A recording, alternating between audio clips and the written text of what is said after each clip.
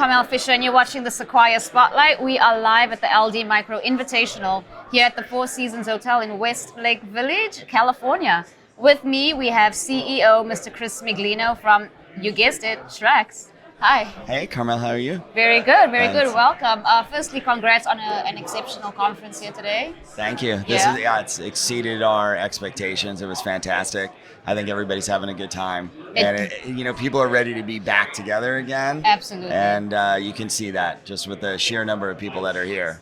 So, right. And I've been interviewing a few of our attendees here, and they are all there's raving reviews. So yeah, congratulations to you great. and the team. That's good to hear.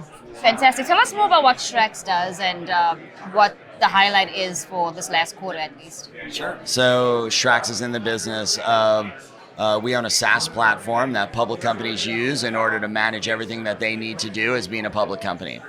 And we provide a variety of different tools in there.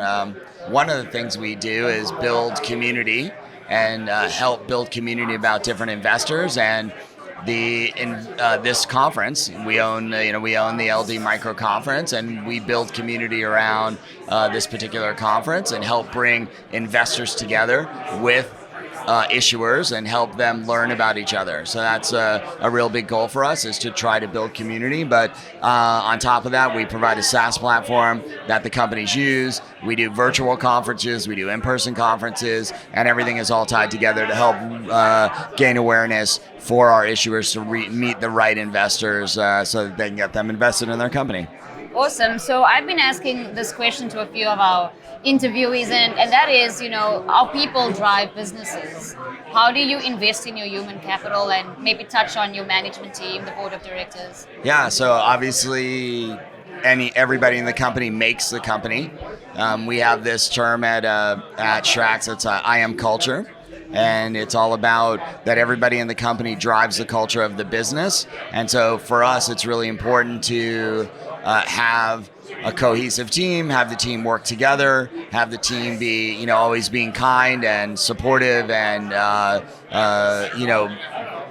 working collaboratively to make things happen. Is I think when you can get those things to happen, you can accomplish anything that you set your mind out to. So that's really the objective, and we've had a lot of growth this year. We hired a lot of people this year, as you know. Yeah. So a lot of them are on your team. That's right. And then we've hired a lot of other programmers. We've hired a lot of people in general to help across the board. And so we saw a big increase in the team this year, and helping maintain that culture is a really important piece. So, but now we are set at our hires, like I said yesterday in the interview, like much to some people's, dismay. I think a lot of people would like to see some more people, but I think we're good for the rest of this year on hires, and we have in place what's necessary to help us grow into 2023. Yeah, makes total sense. And, you trust that you've got your eye on all the right numbers, so we follow your guidance. Thanks. With that in mind, can you provide some guidance for the future for our viewers? So we, in our last couple of calls, our talk, we gave guidance of $11.5 million for Q1 in revenue. We did... for the year, this previous year, we did around $32 million in revenue. This whole year, we gave guidance of $47 to $50 million in revenue. So that's a big increase over our current year. And we had, previous year, we had a 330% increase in revenue. We had a 27% increase in revenue quarter over quarter. So you're seeing a lot of growth in the business. Excellent. So, Chris, we all know the market conditions right now, right? Everyone's being impacted in one way or another. And you're mentioning capping the hiring for the rest of the year, and which is perfectly fine, makes total sense.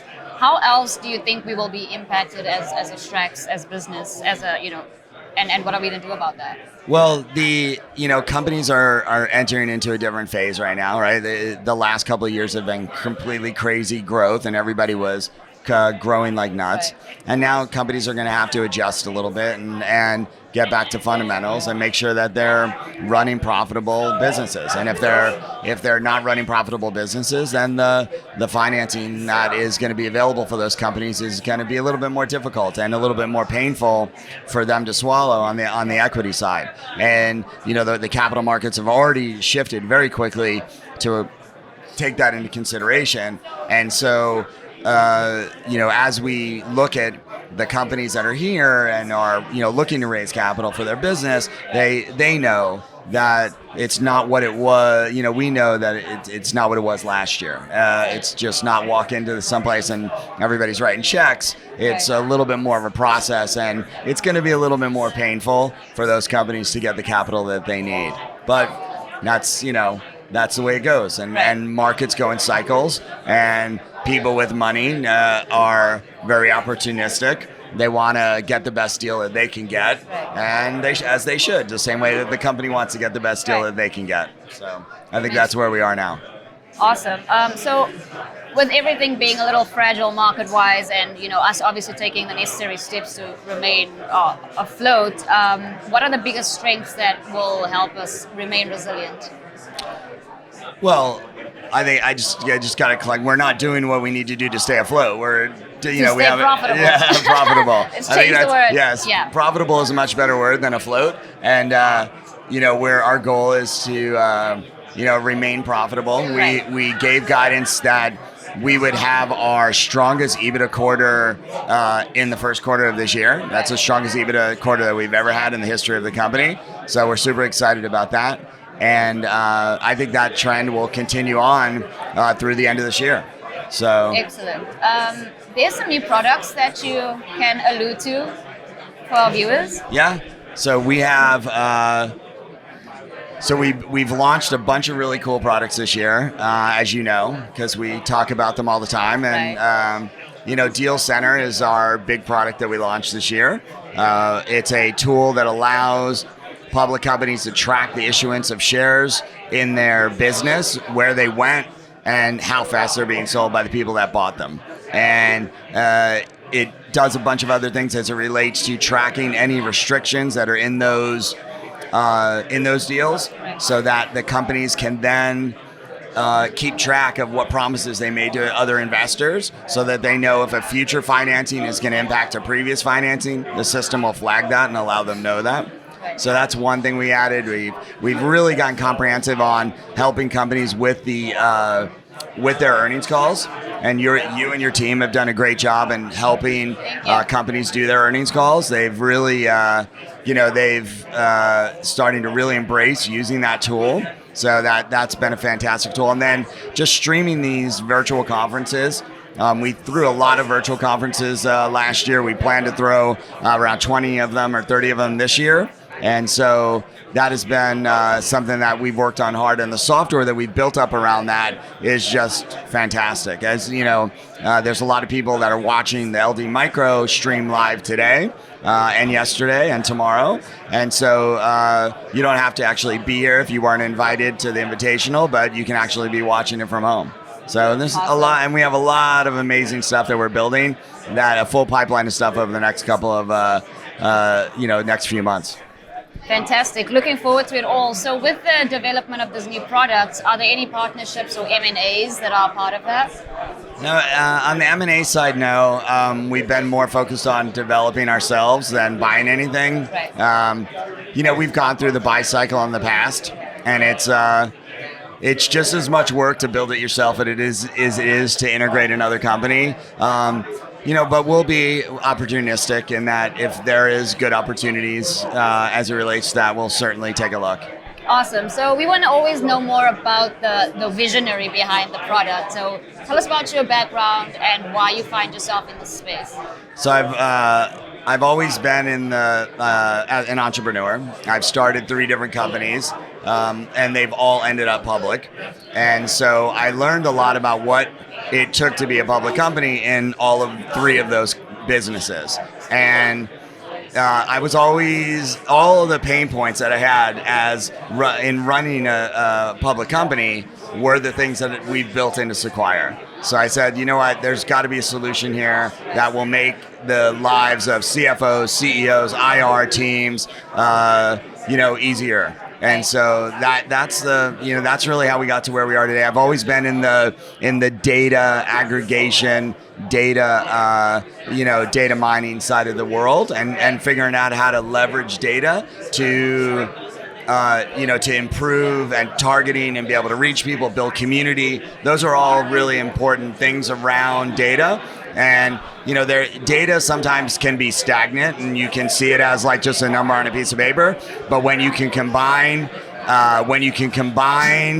the data with community, like as you can hear in the background here, there's a lot of people here, and that community is is what makes the numbers what they are. So you really need to have that human element, the human connection inside the community as well. So data and community have always been of significant interest to me, and that's how we got to where we are today. Fantastic. The buzz is just amazing. The energy is electric in this space, as you can hear.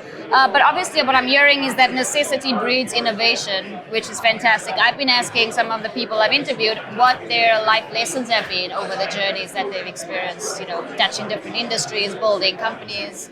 What can you impart to our viewers? Yeah, so everybody says they want to be an entrepreneur and start a business.